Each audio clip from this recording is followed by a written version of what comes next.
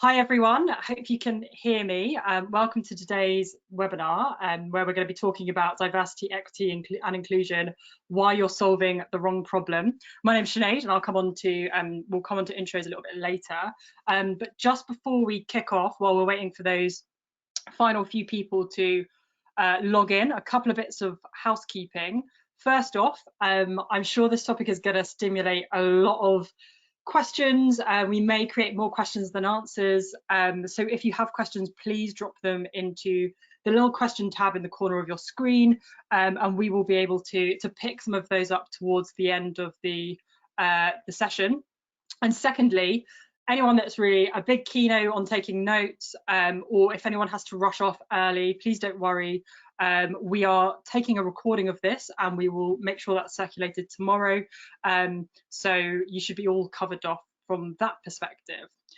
So before we begin, just to caveat this with, we're going to be looking today at what talent acquisition teams can do and how we can leverage technology to bring transparency to hiring when it comes to this topic of diversity, equity and inclusion.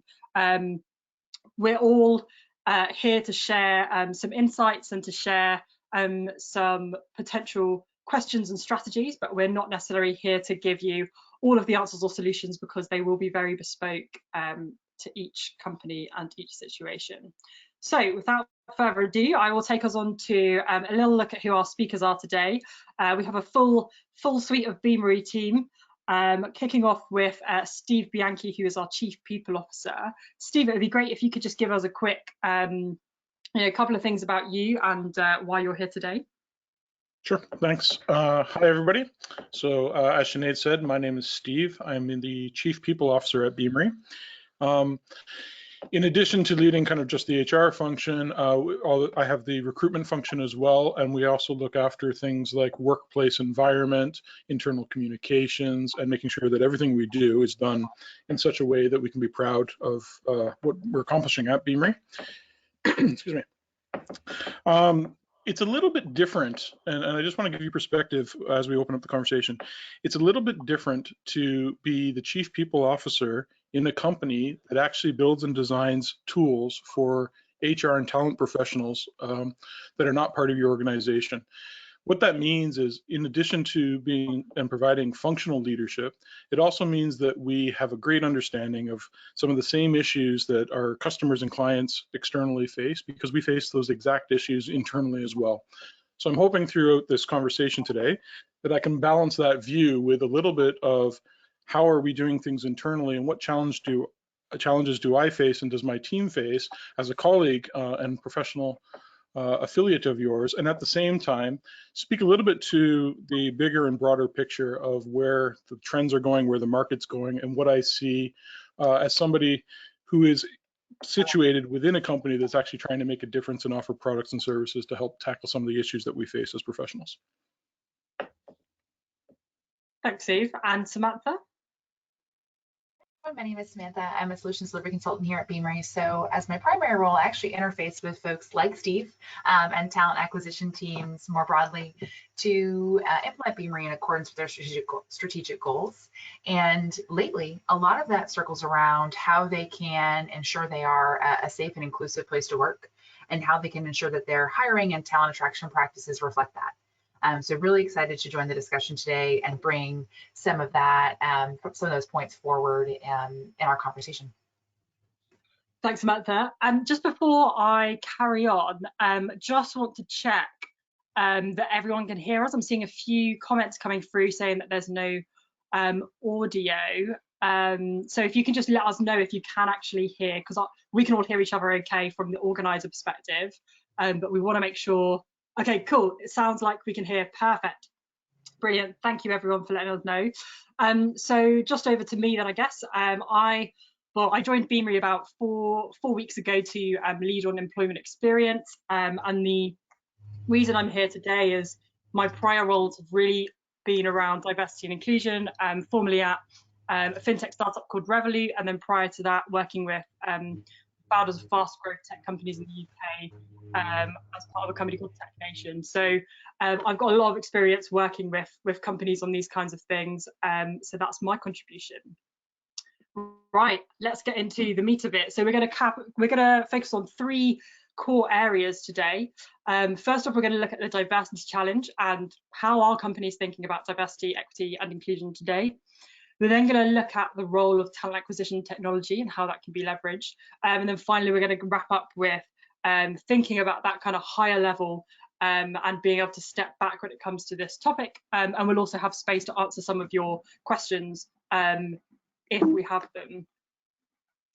So next, we're going to go through a little bit of a poll. So you should see a poll coming up that asks you, I hope everyone can see that, that asks, does your organization have published definitions of diversity, equity, inclusion, belonging, and other terms that you would associate with this area? So I'll just wait till we've got a few votes coming through. I can see quite a few trickling in. We've got a lot coming up in a certain area at the moment. So I'll just wait till we get a couple more votes and then close that so everyone can see. Okay, we're going to close that and share the results back. So hopefully you can all see what the results of that poll were. And as we can see, it actually seems like there's a lot of ambiguity with 47% saying not that we know of when it comes to having those results. So let me take us back to the main screen now and hide those results. And we had about 29% saying yes and 23% saying yes, we have some defined terms, but it's not really communicated. And we'll come on to why that is potentially very important. So with that in mind, and I think, Steve, this is going to be an interesting place for us to have a chat. We're going to be looking at what do we mean as we go through this presentation when it comes to diversity, equity, and inclusion. I think a lot of the time people can use these as real umbrella terms to talk about everything and nothing all at once, to be able to categorize and chuck a certain segment of work in the DE&I or the DE&I box. So I thought it'd be helpful for us to go through what we actually mean. Firstly, looking at diversity. So we're looking at representation of different experiences or perspectives when we're in a collective setting. When we look at equity, it's how do we give fair access to opportunities by addressing some of those advantages or barriers that people might face. And then when we come to inclusion, looking at in this collective group, this collective environment, how are we creating a culture where people are empowered to speak up, to share that experience and perspective, so that we're not just having representation, but we're having people's voices really heard. Steve, do you have any additional thoughts on how you've seen companies looking at these kind of terms? I think that's kind of the baseline where people tend to start. When it comes to things like diversity, quite often people will tag that kind of label that we use, diversity, with how they've seen it or what they've heard in terms of their own kind of receptors. So it could be what's kind of on the news, it could be a presentation at the business, whatever it is. And I think what we're seeing increasingly is, like you've written, diversity being expressed as representation, but it's also important to recognize that sometimes you don't see things that would be considered under that diversity umbrella. So for instance, diversity could involve the factors that I experience throughout my life that influence my own value system and how I take decisions. It could be the environment that I grew up in. And that's not something necessarily that you'll be able to measure by saying, one Steve out of a population of X gives me a ratio. The other thing I just say, and I think we're going to get into this a little bit later on when we talk about targets, is the more specific business leaders try to impose on these terms, it can lead to 2 things. One thing, it can lead to greater clarity and a common understanding and alignment, which is a positive thing. But sometimes it means that we exclude things from our definition and from our own mindsets that actually defeat the purpose of what we're trying to achieve. So we always want to make sure that we balance and we get clarity, but try to keep our definitions fairly neutral at the start until we really understand why it is that we are interested in these topics, what outcomes we're trying to achieve, how we're going to get there, and how we know that it's a good, healthy progression. Yeah, I think that makes absolute sense, and I think it's also worth noting as well that, you know, what Steve's really talking about there is that each of us in our different organisations will have a very different definition of what that means to us, and that's completely fine. There will be nuances and differences in the way we interpret this topic, but it needs to make sense for us as a company. Samantha, did you have anything from, you're obviously on the front line speaking to lots of people in positions where they are going to be thinking about what these terms mean. Are there anything to add from your side on that? I think the only thing to add from my point of view is that this is really important pre-work before bringing in a technology solution. So the things that Steve has mentioned, I think, are incredibly important for an organization to investigate internally, and then to look to systems which can support those efforts and help them understand how successful they are. But I would consider all the thoughts that Steve put forward as pre-work before you begin to bring in technology, which I think is a point we'll probably touch on later in the conversation as well. Yes, it definitely is. Okay, so then thinking about the challenge and whether we're solving the right problem. I guess, Steve, again, back to you, it'd be really interesting to understand, you know, you're a chief people officer, and we've got kind of the role of CHROs and what their kind of thinking is around this challenge. What are your kind of, what's the way you think about it? And we've got a little diagram in the corner here, which I think lays out some of your thoughts. Yeah. So the diagram gives a bit of insight into the madness that goes on in my head. So apologies for that, but I've tried to make it as clean and logical as I can. So when a chief people officer or a CHRO or a business leader really starts to think about some of the challenges that they're faced, one of the first questions that approaches my mind as I think about this is why, basically, quite simple, why? So you could say, for instance, that a business has a responsibility to address diversity, equity, and inclusion and belonging matters for various reasons.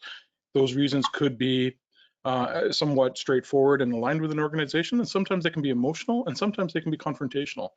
So, for instance, you could say that in some regions, the reason why businesses have to address these issues is due to some kind of compliance or legislation or something. In other circumstances, it might be because people feel it's the right thing to do. In other cases, it's really tightly aligned to the value system of the organization. And understanding where these different perspectives come together and understanding why is got to be number one. And it's important to realize that whenever there's charged topics, people will have perspective, and every perspective is likely valid. But there's probably no one single reason, right? So just because something might be mandated, you know, whatever the context is, it doesn't mean that it's right or wrong if you really believe in that. So the way I look at that is to first start with, why are we doing this? What does our organization exist to do?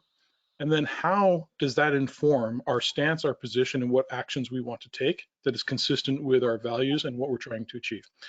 So if an understanding of why really helps, if I take Beamery's example, just to kind of illustrate the point, we really want Beamery to become a great place to work, and we want to inspire other organizations to also become great places to work. That means that we want to attract talent and people to work with us and partner with us, and customers that we can work with that really believe in making a great place to work. When you start to define what does a great place to work look like, a great place looks like a place where people can do their best work, where they can learn from one another, where they can partner, have fun, get things done, feel a sense of accomplishment, grow, and you can describe that, you know, you can do a whole manifesto on what a great place to work looks like. One of the things that I mentioned is that you want to learn, you want to grow. One of the best ways to capture learning is to have people around you that have different perspectives or do things differently, or have different skill sets, different factors that influence their own decisions and the way that they operate. And so what that naturally says is diversity of our talent, diversity of the inputs that we have, and the support that we get to fulfill our mission is vitally important to Beamery. One thing that I'll say at this stage, though, that we actively screen for is we don't look for diversity of mission. So we do want people that have conviction for what we're trying to achieve and why, but what we're trying to do is optimize for how those inputs can be worked alongside and create effectively synergies within the organization. If those people coming through and the talent that we've engaged with and identified really do have conviction for what we're trying to achieve, then we try to recruit them in a very authentic way to say, look, this is what we believe in, and we feel that you can make a valuable contribution. Please consider working with us. And if the problems that we're trying to tackle are problems that you care about and that you really want to work on more than just be a supporter of, but actively want to roll up your sleeves and help us to make Beamery a great place to work and inspire other organizations to be a great place to work, then let's talk more formally about how you can join the team. When people join the team, it's important to allow them to make the best impact they can make. So it's not about a simulation. It's not about normalizing behavior. It's not about creating legions of androids and robots in the workforce. It's finding ways to allow people's spikes to continue to grow. It's finding ways to stand back and look at the capability that each individual brings. And when you overlay those capabilities, we have a complementary set of people working on our mission. If we normalize everyone to the same standards, then what that means is I've completely defeated the purpose of bringing in people with different perspectives and different backgrounds. So we want to basically make sure that we develop and we accentuate and help people be effective in areas. And if there are areas where growth and opportunities exist, we look to promote that through the overlaps where somebody has a lower amplitude, for instance, with somebody who spikes in that direction. And we try to create complementary ways of working. That allows people to really understand, gain more perspectives, and release the greatness that they're capable of.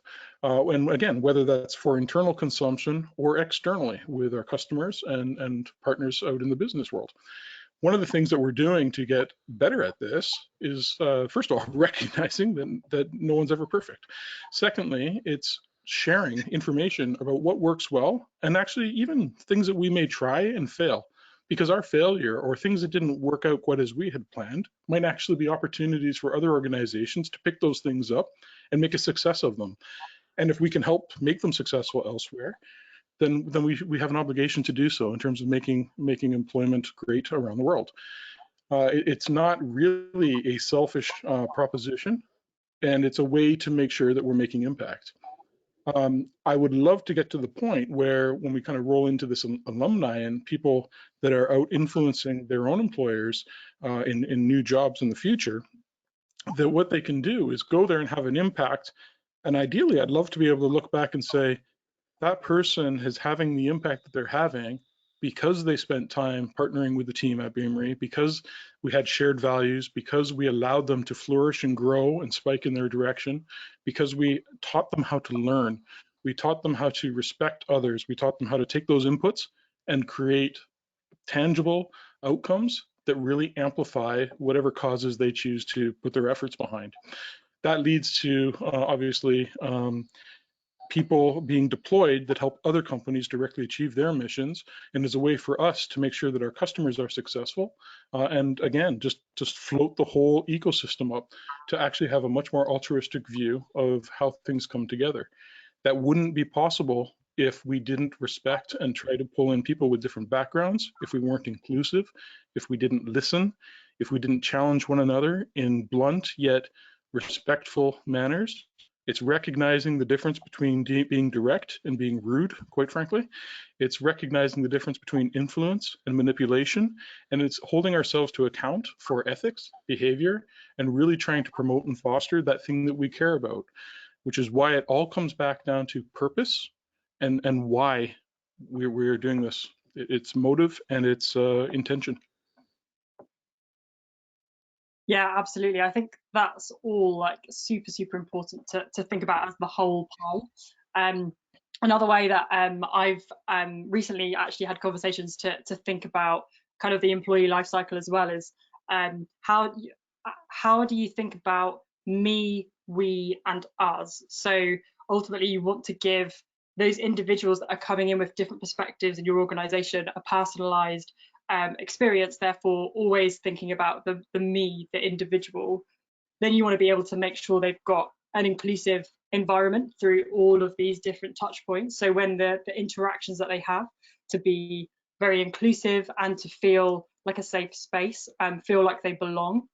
And then the us, which is your purpose, which is your whole organization level strategies around this kind of topic that all loop back around to how you engage with, and as you've kind of said, Steve, like how you treat the individual through that process. So I think it's, yeah, there's definitely a whole step back and look at the entire cycle. So we now have another poll. This time we're going to be asking who should be in charge of diversity and inclusion objectives in your company. So we've talked already a little bit around, you know, the definitions of terms and how to think about these areas, but we know that a question on everyone's minds is definitely around, okay, but how do we measure this? What does the direction look like?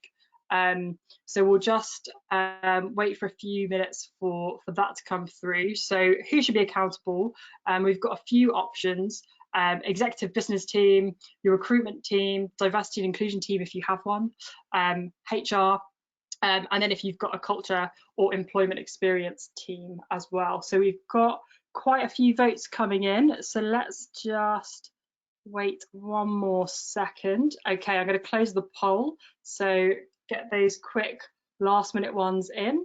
Okay, the poll's now closed. So if I share the results, hopefully everyone can see these on the screen.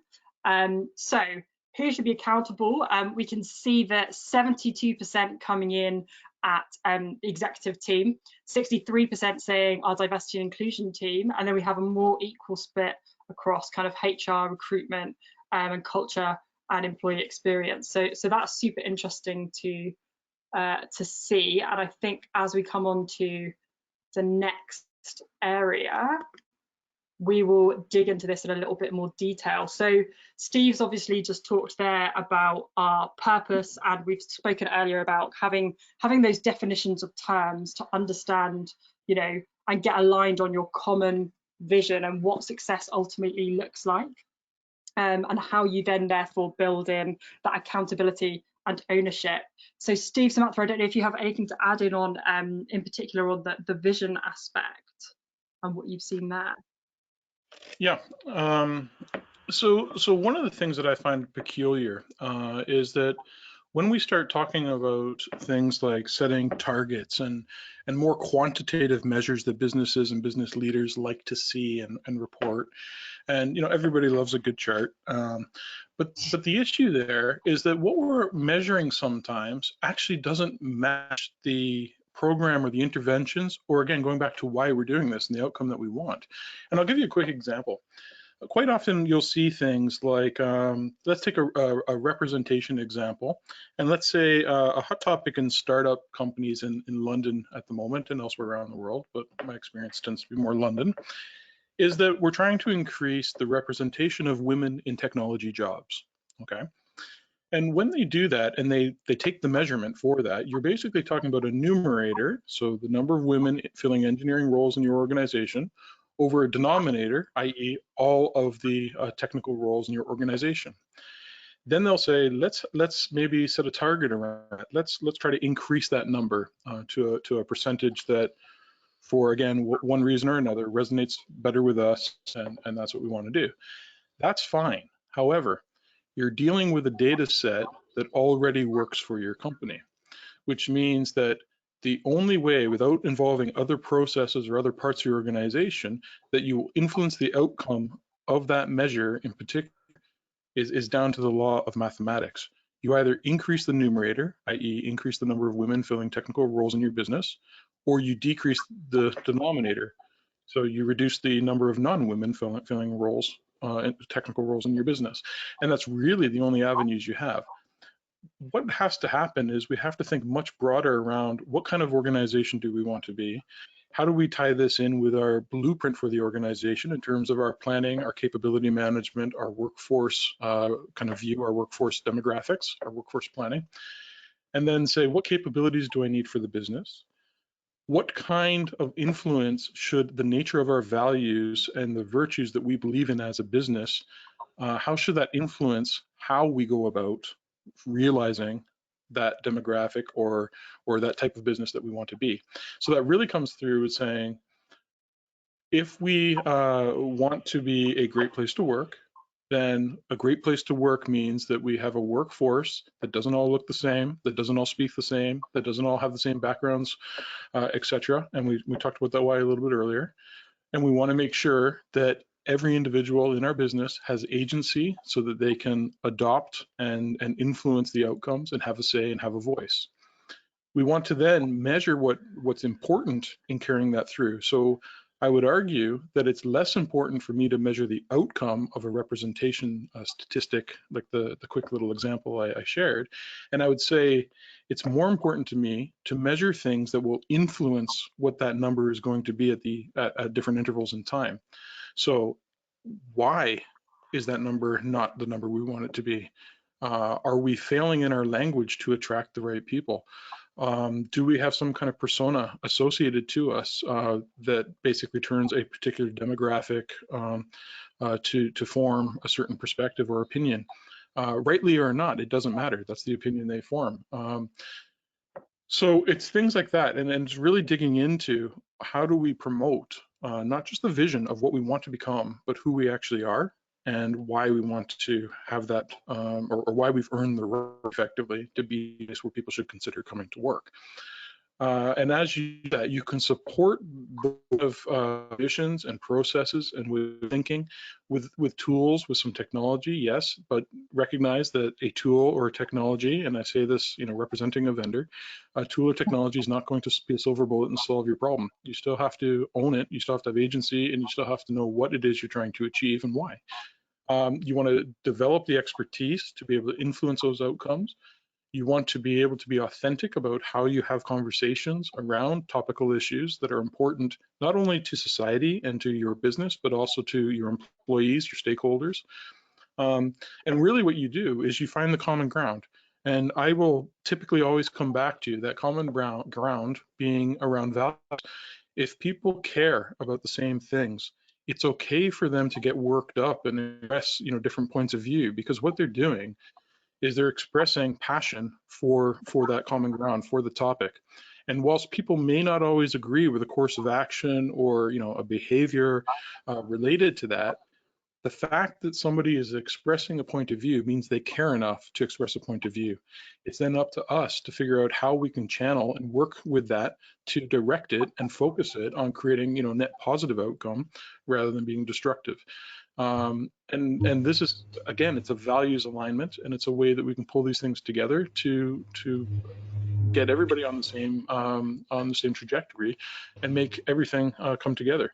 So it's really, really important from my point of view that if you can't articulate why we're doing something, how we're going to go about addressing it, and then what it is we need to know and to make that outcome, then you'll be spinning your tires and trying to make progress, but it will become a very, very reactive process because your measurements will always be after the fact rather than anything leading that you can intervene or work with. Yeah, absolutely. I've just seen a question come through actually around, who should be in charge of DE&I in our companies? What does the research out there kind of say? I mean, I've got a couple of opinions on that, but before I do, Sam, Steve, do you have any thoughts on that? I think the who kind of goes back to Steve's point around the goal and the why, because there will probably be individuals at your organization who are best poised to help if the primary why is compliance, for example. And I don't think there's anything wrong with that being a driver per se. That could be a launching off point to a really exceptional experience for talent and for hires. But I think that it really does come back to the what are we trying to achieve and why are we trying to achieve it, which will then ideally point you to the individual at your organization who's best poised to begin driving that forward. Steve, I don't know if you have anything to add to that, but that's my initial gut check on how I would identify the right individuals. I think I'm completely aligned with you. in that regard when it comes to who's best placed to be responsible for leading activity or programs to basically get things done. I think the caveat I would add is that sometimes the accountability is a little bit different in that you need, in order for things to be taken, I don't want to say taken seriously because things in businesses are always taken seriously, but what I mean is to give it the correct exposure, the correct weight, and the correct ability to be successful. So to create an environment where any of your programs can be or have the highest probability of being successful. Sometimes it needs to have a sponsor or somebody who's accountable, kind of higher up in the organization, which would point towards the executive team. I have seen in some organizations where they actually have a non-executive director help because it allows them to be somewhat neutral and independent and ask the right questions and probe to instigate change. And it really depends on your starting point. The reason why my instinct typically would flow to an executive is because, as I've said, I relate it much more back to the values and the beliefs of the company. And part of my vision and the way I approach my own role personally is that I view myself as, almost the product manager of Beamery, the organization. And if Beamery is too hard for people to work at, or if Beamery doesn't appeal to the demographic of the people that we want or need to be successful, if Beamery doesn't behave as an entity in the way that it should behave in accordance with the values and the principles that we've set out, then I view myself as responsible for that, and I view my part of my role to work with the chief executive officer and help hold that individual accountable on behalf of not only the employees in the company, but also on behalf of our customers, our stakeholders, and the broader society that we operate in. So I would also argue in favor of an executive being appointed that represents and has a vested interest in making sure that the company always operates with integrity and trust and transparency as it relates to the values. And I think this is just one avenue that can be used in that path. And again, this is a very personal view, but it's something that I find tends to resonate with my own value set and seems to work well. Yeah, and I would say, and this leads us actually quite nicely into our kind of middle point, which is what gets measured matters, and ultimately what gets measured gets done. And so when it comes to who is in charge of diversity and inclusion, I'd completely agree with both Steve and Samantha. As someone who's sat in roles where I am responsible for diversity and inclusion, that's great, and I can take on deliverable responsibilities and I can drive change. But the reality is that it all comes back to that vision, that strategy, that purpose, and being able to hold those who set the culture and those that lead from the top to actually be accountable for the strides that we make in those kind of areas. So there is some really interesting research out there. I can't remember exactly where it's from, but there is some really interesting research out there that basically talks about the impact of diversity and inclusion initiatives versus the accountability tied to bonuses at board level and C-suite level within companies. So there is some research out there that does look at how you tie accountability when it comes to this area. But yeah, that moves us very nicely into measure what matters. So this is all around we can measure so many different things, but should we? Just because we can doesn't mean we should, and especially when it comes to the topic of diversity and inclusion, we're looking at capturing some very personal and oftentimes sensitive data.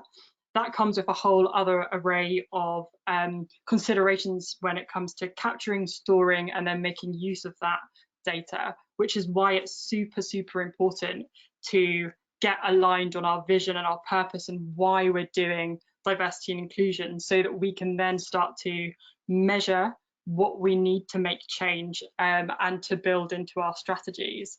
But enough from me on that. I mean, Steve, this is something that I'm sure you've had lots of thoughts on in previous roles, and you kind of talked a little bit about the way you can almost game the metrics a little bit earlier. But in your mind, what matters when it comes to measuring? Yep. I think it's really different, and I think part of measuring what matters means that you have to recognize that what you might start measuring might not be actually what you need to measure. And that could be for different reasons. It could be because when you start something, you know the least about the topic, you know the least about how things are going to pan out, and you have the least data available to you until you actually start measuring. So the first thing I would say is, just start, okay? And as you do that, kind of set an expectation and be prepared to evolve what it is you measure. My personal view is that I tend to look at kind of more of a cause and effect type of relationship. So I would say, what are the net drivers that will support the outcome that we want? And if we measure those individual drivers, can I look at what is a net promoter versus a net detractor from the overall outcome? So this is something that the marketing function does quite often when it comes to things like customer engagement, customer satisfaction, etc. They'll look at things from a journey perspective, so like a customer journey, and they'll say, what are the moments that matter along this journey?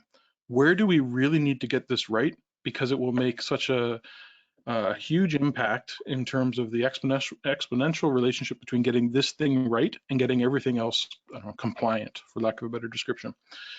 And it's really understanding as we do that to say, okay, what are the drivers that will really lead to the outcome and the change we want to see? Are those drivers durable, as in, do they exist the test, do they pass the test of time, and are they resistant to the test of time, or do they need to be changed at some point? And it's okay to change the drivers because things evolve. And if you didn't evolve some of your drivers, then you're not really going to learn a whole lot. And the reason for that is because a lot of these topics start with communication. They start with facilitating and achieving a shared understanding. And as you do that, and you have a shared understanding, you're able to kind of progress and say, okay, understanding and alignment and communication, are net positive drivers of the outcome that I want, but they're not necessarily the things that I'm going to focus on. So now I need to maybe look at things like, are our behaviors consistent with our values? Have we actually taken proactive actions to review and assess some of our language, our tooling, our processes to make sure that they are suitable for the audience that we're trying to engage? Is the organization, getting back to the organization as a product, like, would your existing employees come and work here again if they had the opportunity, or not? And it's things like that, and then understanding why. And granted, that can open a whole new can of worms, but what you want to do is really, really focus down with the why and the goal you have in mind. The way that I've seen this work well is almost like a T chart. So if you picture just a capital letter T, on top of that, the bar across the top is where you might have the thing that you're trying to affect change over. And then any measures that you have would kind of go down the shaft of the T. And if the value is below your target value or below whatever you determine to be norm, it might be on the left. And if it's positive, then it's on the right. And basically that will very quickly at a glance allow you to see, for a particular topic, what is a net promoter and a net detractor by driver to the outcome that I want, which will lead to very specific and informed interventions, which again you can then measure in terms of the efficacy of that intervention. And it really comes down to empowering people, shared common understanding, and really honing in on those right measures, and making sure that you're true to the actions and the outcomes, because integrity, again, you're going to hear me say these words, but integrity, trust, and transparency on any values related topic is incredibly important. Otherwise it's inauthentic, and the passions of people will be misaligned with the intentions of the organization. Yeah, absolutely. And then that kind of, I guess, leads us into kind of value-based objectives, which is, leading us back again to your purpose, your employer value proposition. I guess, Samantha, I'm wondering what conversations you've had, because you're at the coalface of it all, really catching up with some of our customers and to understand some of their thoughts and questions on this area. Absolutely. And so a lot of the questions that I get are actually on point 2 around measuring what matters. And when we begin to discuss as an implementation team, or honestly, even in the pre-sales process, as clients begin to understand, what functionality do we need out of a system, we realize that we're actually needing to speak about values. and what those values-based objectives are. So it's funny that we have this presentation this way, because it sort of ends up being the evolution of the conversation as well. And so where I've seen folks do this really well and I think you may have some examples in slides and later slides of this, is to share employer branding or employer messaging broadly, regardless of the data point that I might identify with. So I'll just dispel the mystery for all of you on the line. I identify as a woman. And so I've probably checked a box in my life saying that, and then gotten information about like women in tech. But that's just one part of my multifaceted identity. And I might care about issues that don't necessarily impact me as an employee or a potential employee, because I have friends or family who live different experiences than I do, and I care about the way an organization might support them. And so the way that I've seen folks do this really well is about sharing your message and your values to your entire talent base, regardless of the box they check on a form, to share how you support women, how you support members of the LGBTQIA community, how you support Black, Indigenous, people of color across your whole organization, and sharing that with me regardless of the box I check, so that I understand the kind of company that I'm joining. And to Steve's point, I can kind of make the choice to rejoin my organization all the time, understanding that they are aligned with my value set, and then allowing me to go deeper in any areas that might really be important to me. So allowing me as a contact to say, I'd like to learn more about this other thing, but communicating at least a baseline of your value messaging and how you support all populations to your entire talent base, because I think we make an assumption sometimes, and it's probably not the wrong one. We're just trying to keep, we don't want to clutter inboxes. We want to keep our messaging focused, but we make an assumption about, well, this is the most relevant to them because of this box they checked. And it's not relevant to the rest of our talent base because they didn't indicate it was. But really, they're joining, your talent is joining an organization, is becoming a part of a broader culture. And so they really do benefit from learning about who you are as an organization more broadly, in addition to any specialty topics that are relevant to them.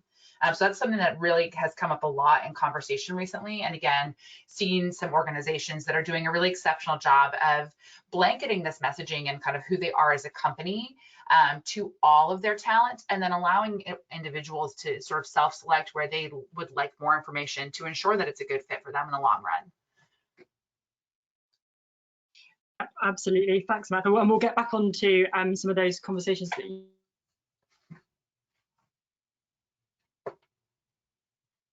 just move on to, just reiterate ultimately that kind of top level that you need to really be thinking about. So when it comes to having an actual overarching strategy, these are some of the ways that we've discussed internally, and also ways that we know people are starting to think about this from a TA perspective. Steve, I wonder if you want to talk us through your thoughts on this. Sure. So we said up front, it really comes down to, what are we trying to achieve, why, and then what our values and our belief system is. And we use that to inform a workforce strategy. And in my view, the whole workforce strategy, workforce planning kind of segment is really around how do we make sure that we can provide the capabilities to the business that it needs both today and tomorrow to be successful and for us to achieve our mission. Okay, quite simply. That involves communication around our goals. It involves understanding how our organization behaves as a member of society, and really being authentic and true to what the organization stands for and who we are. As you then use that, and you use a particular strand of that in this case ties directly into our thoughts, beliefs, values, and any objectives that we set around diversity, equity, inclusion, belonging, it informs a strategy which then moves into in many cases into a talent acquisition team or talent acquisition strategy, not independent of things like employer brand or employer value proposition or any of those, but just to focus a little bit. We've got a point there in terms of whether it's an influence strategy, if it's inherited.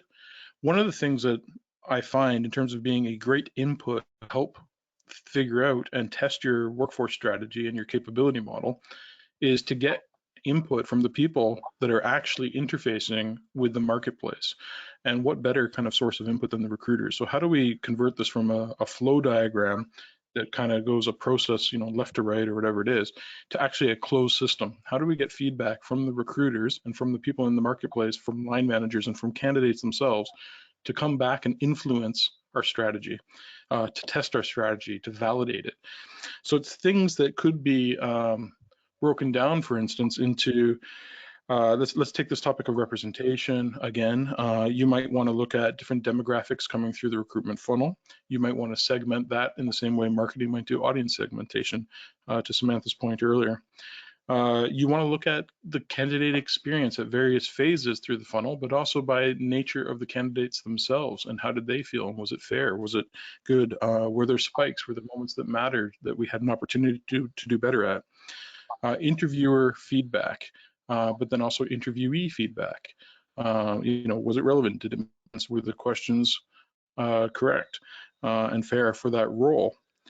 One of the best sources for not only expanding your own talent funnel, but also to understand whether or not the feedback that you get on your own recruitment funnel is whether or not a candidate, whether they're successful or not, would be really willing to refer people in their own network to go through your own process, because that will give you an indication of whether or not the process was suitable and good, but also whether or not they would actually be willing to refer people they know, friends or colleagues, to go through a similar process.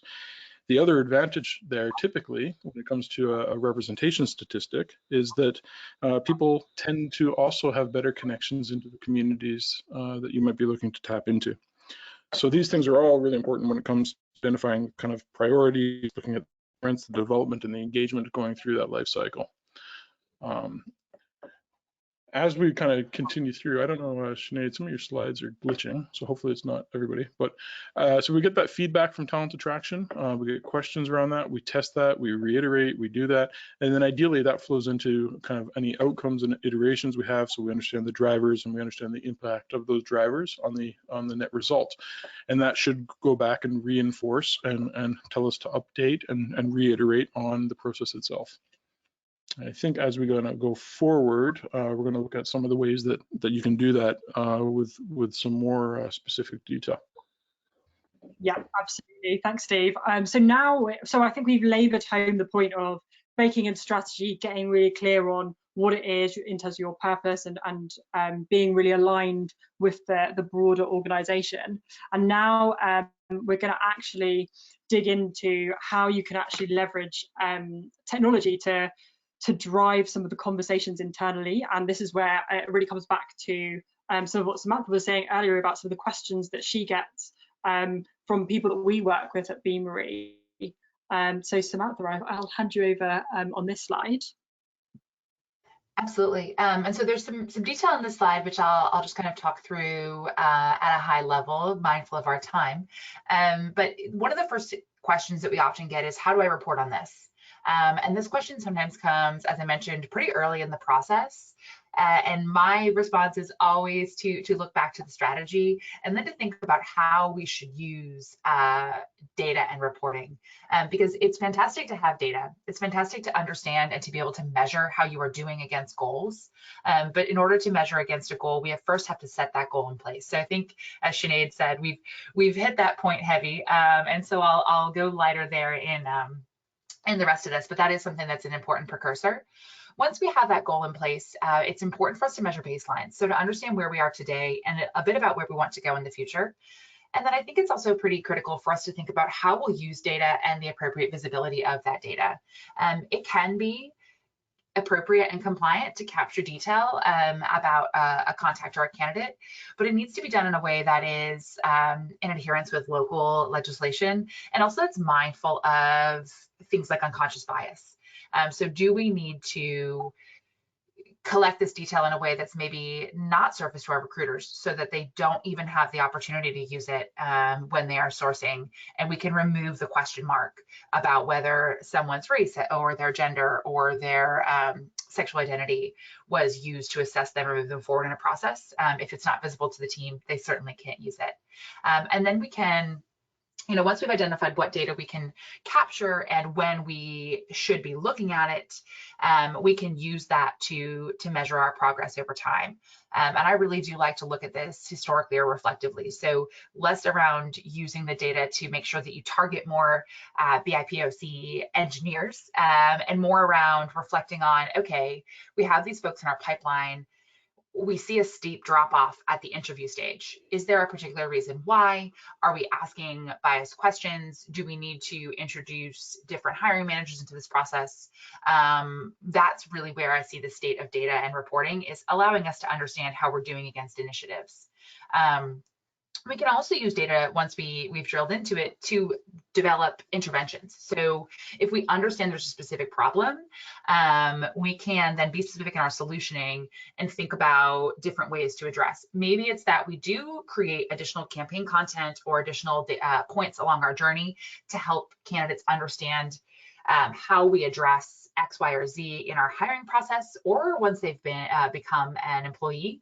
And how do we ensure that we're not pigeonholing folks into a bucket? So I mentioned myself earlier, I'm uniquely qualified to speak to my own experience. So, if I'm not somebody for whom being dropped into that like women in tech bucket is really meaningful or helpful, how can we ensure that I'm getting the details I need, but I'm not being put on a track that excludes me from details that might be relevant to me, or that makes me feel like you only care about one dimension of my persona. And this is, again, a point where understanding what data is relevant and how we use it can be really critical. And it's important to not to forget to be human, to understand that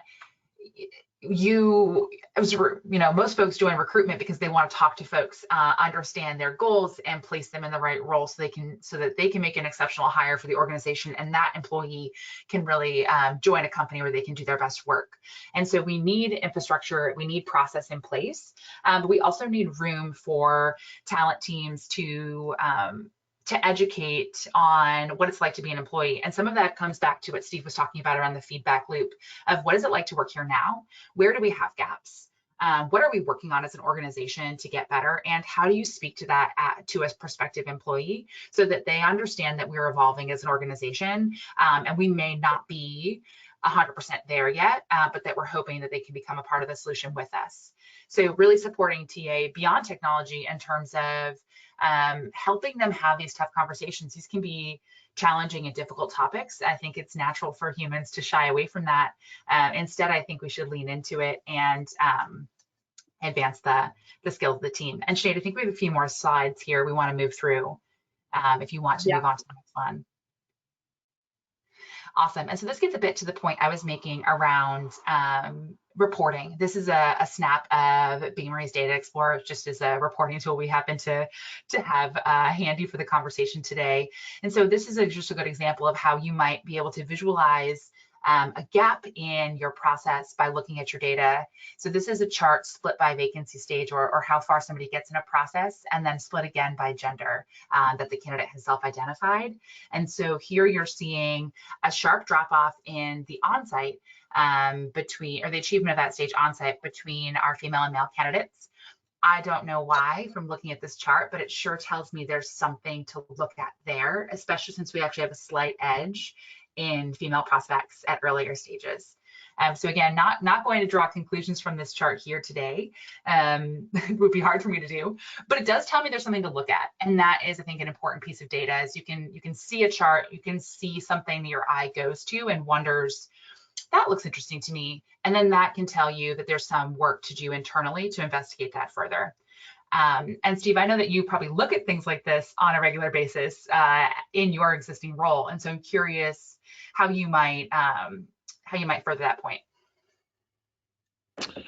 Yeah, I think there's a couple things that I would look at across that, but definitely your instinct is right. I mean, there's a cliff that happens all of a sudden. It's around finding out why.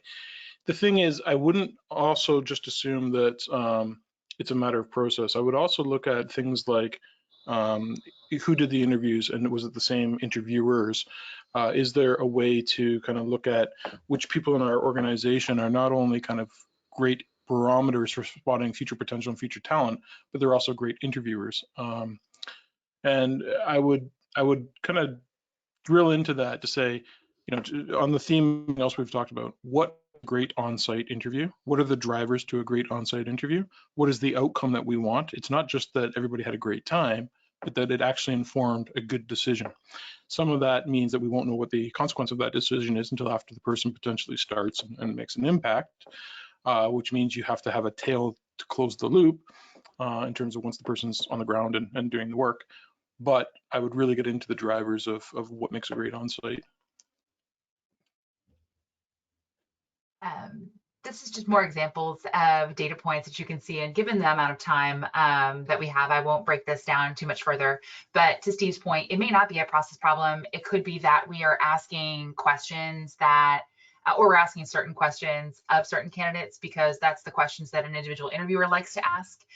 So it could be something as simple as scheduling, which led to a drop off in the process. And so we may just need more time upstream, more proactive pipelining or something like that, so that we can do initial screens earlier and be more flexible on calendaring when it comes to on-site, something as simple as that.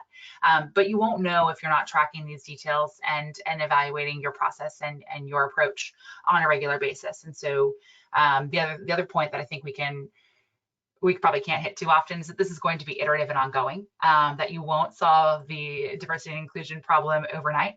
Although if you do, please share it with the rest of us. But this is something that you should be comfortable to learn and grow through over time, and to take the feedback of your candidates and your employees along the way. Brilliant. And then I think we've got a few slides on talent attraction and hyper-personalized interactions as well, right, Sam? Yes, these are just some good specific examples. And this is actually the example I was mentioning earlier a bit. This organization has employee resource groups. So rather than asking individuals to self-identify with particular data points, they share what's available for employees as resource groups. And you can select to hear more about any and all of these. And so, for example, even if I may not individually be somebody who identifies as queer, for example, I might care about how my colleagues are treated at an organization. And so this allows me to learn more without getting pigeonholed by my self-identity. And so I just think this is an exceptional example of how you can do this in a way that's compliant, but also gives prospects and candidates the details that they would need to understand if it's a good fit for them. Yeah. And this is just the other side of that coin. This is the data capture. So how you would capture these details from a contact after you've presented them with the information available. They can tick off all the boxes that apply that they would like to learn more about. So really streamline that data capture once we presented the information and make it easy for us to then follow up on those details and personalize our outreach to contacts in the future. Yeah, that sounds, I think there's lots of different ways to kind of like streamline and create those touch points. And I think this final one here is kind of around personalized interactions. And that really comes back to a lot of what we were talking about earlier about, be clear on your purpose, but bring it back to being human and being able to identify, needs as and when you can, so that you can cater to them. Taking into account those kind of advantages or barriers and being able to flex for each of them. So we're now very nearly towards the end of time. I'm just going to have a look at whether we've got any questions to address. But Steve, did you have any final notes on kind of as kind of a chief people officer, like bringing together what we've just seen from Samantha and kind of some of the thoughts around purpose up front? I think from my point of view, it really comes down to forming an opinion, testing to see if that opinion is aligned, not avoiding conversation, having the right discussions, call it what you will, be brave, be authentic, be human, but try to be a good human. Try to make your organization a good organization. Promote the discussion first, because I think all of this, everything that we try to do, really starts with having open and healthy conversations first. And that's conversations where we're not trying to influence, we're not trying to lead to an outcome, we're trying to gain a common understanding on a values-based conversation on what is right for us and why are we trying to do it. I think everything flows from there. Absolutely. Brilliant. Well, I've just had a look at the questions, and a lot of them are very specific, and we wouldn't be able to cover them off in time that we've got left. So what I will say is we're sending out a recording of the webinar tomorrow, and if there's any questions that we can pick up more specifics on, we will try and address those in the email that gets circulated, just so that we've got that covered off. But thank you everyone for joining, and we will see you all very soon, I'm sure. The Beamery team will be in touch, and if you've got any open questions, please just follow up with myself, Samantha, or Steve anytime. Thank you. Thanks for the time, everyone. You.